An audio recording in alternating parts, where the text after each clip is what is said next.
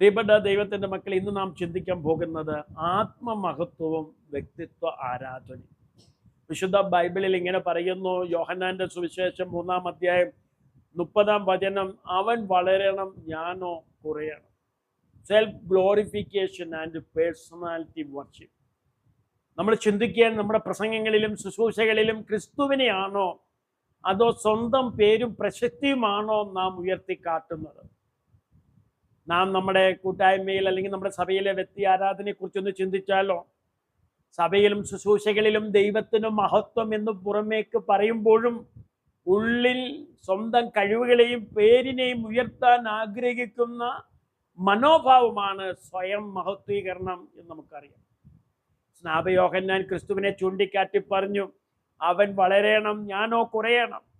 ഉദാഹരണമായി പറഞ്ഞാൽ, ഒരു ചിത്രകാരൻ വരച്ച മനോഹരമായ ചിത്രത്തെ ആളുകൾ അഭിനന്ദിക്കുമ്പോൾ ആ പ്രശംസ ചിത്രത്തിൻ്റെ ക്യാൻവാസിനുള്ളതല്ല, അത് വരച്ച ചിത്രകാരനുള്ളതാണ്. അതുപോലെ നമ്മിലൂടെ നടക്കുന്ന നല്ല കാര്യങ്ങളുടെ മഹത്വം ദൈവത്തിനുള്ളതാണ്. നമ്മൾ കേവലം ഉപകരണങ്ങൾ മാത്രമാണ്. ഫ്ലെക്സ് ബോർഡുകളിലും സോഷ്യൽ മീഡിയ പോസ്റ്റുകളിലും ദൈവനാമത്തെക്കാൾ സ്വന്തം ചിത്രം വലുതാക്കി വയ്ക്കുന്ന മനോഭാവം ദൈവിക മഹത്വം കവർന്നെടുക്കലാണ്. ദൈവത്തിൻ്റെ മഹത്വം കവർന്നെടുക്കുന്നിടത്ത് ദൈവ സാന്നിധ്യം നിലനിൽക്കില്ല. നമ്മുടെ പ്രവൃത്തികളിലോ ശുശ്രൂഷകളിലോ അഹങ്കരിക്കാതെ സകല മഹത്വം ക്രിസ്തുവിനും മാത്രം നമുക്ക് നൽകാൻ കഴിയട്ടെ. Let us not boast in our works, our ministries, but give all glory to Christ alone. നമുക്ക് പ്രാർത്ഥിപ്പാൻ കഴിയട്ടെ. മഹത്വത്തിന് യോഗ്യനായ ദൈവമേ, എല്ലാ അഹങ്കാരത്തിൽ നിന്നും എന്നെ വിടുവിക്കണമേ.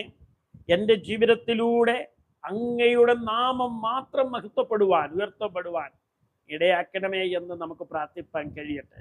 അങ്ങനെ ദൈവത്തിൻ്റെ സാന്നിധ്യവും ബലവും അനുഭവിച്ച് മുന്നോട്ട് പോകാം. God bless you. ദൈവം നമ്മളെ അനുഗ്രഹിക്കട്ടെ.